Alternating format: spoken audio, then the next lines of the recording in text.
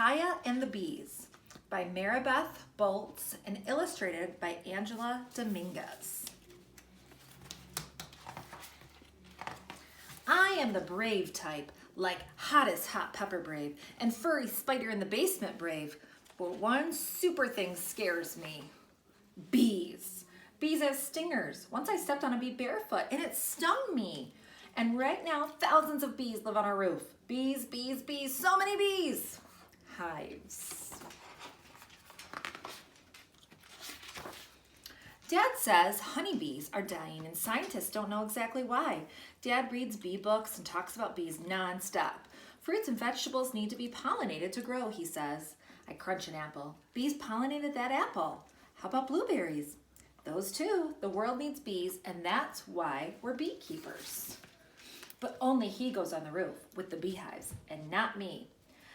And the kids in my building, I go on and on to them like I'm the beekeeper. And oh man, they listen. But I get twisty inside because I'm not exactly. Then the days turn hot. We're all playing in the hydrant water. And who shows up? But a bee. It circles my head and buzzes in my ear and lands, are you ready? Right on my arm. I'm crazy, screaming, waving. You're a liar, Marcella says. Hector laughs and says, real beekeepers don't freak out over one little bee.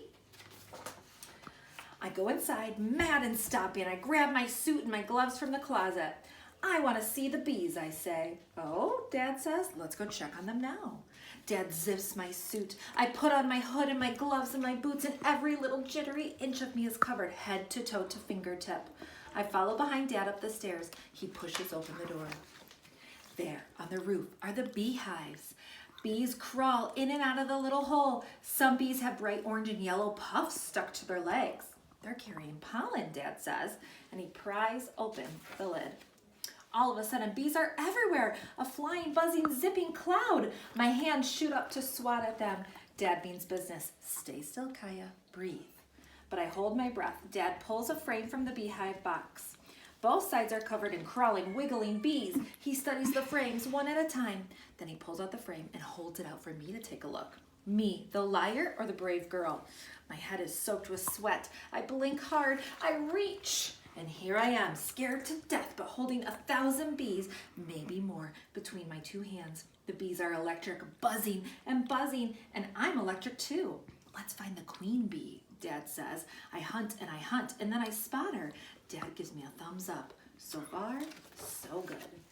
Bees are perched on sticks floating in their water tub. I watch them balance and sip. I can't believe, but they kind of actually look cute. I add fresh water to the tub. Oh, wet glove. I strip it off, get another stick, and a bee stings my finger. I start bawling. Who wouldn't? The bee was alive. It vibrated and its stinger stuck to my skin. Dad scrapes it off. I run water over my finger, and what's left is a mad red patch. I'm never ever going near those bees again. Dad does the bee chores alone. He invites me every time, but doesn't push when I say no. One day he says the honey is ready to harvest. I'll help, I say, but no bees, right? We work all day filling the jars and mopping. There's honey on the floor and on the table, on my elbow and on the doorknobs. Who cares? We're laughing in our kitchen about the magic happening right now. The honey flows and I want to draw a picture, but no crayon is that golden, and you can't draw the smell of warm, sweet honey filling up our apartment. It's a mystery, isn't it, Dad says. I feel it too. That a bee, just a little bitty insect with one stinger and 2 pairs of wings and 6 hairy legs, can make honey. While Dad goes back up to the roof, I lift the honey jars so the sun sparkles through, and I line them up dreamy on the windowsills. Then I spy something crawling on the curtain. A bee! Wait, 2! I screech, grab my sweater, wrap myself in a towel like a mummy, and I watch their every move. Those bees nose from one corner of the glass to the other and along the edges like they're hunting. Maybe they don't want to sting me. Maybe they just want to get out. That's all. I put down the swatter. Then I wrestle that creaky old window open just an inch, and the bees fly out. Dad and I go for a walk when the sun is setting.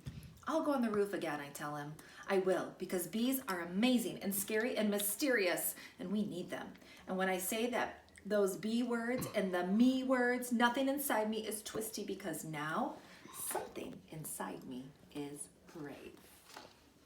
And that's the end of Kaia and the bees. I hope you enjoyed the story, friends.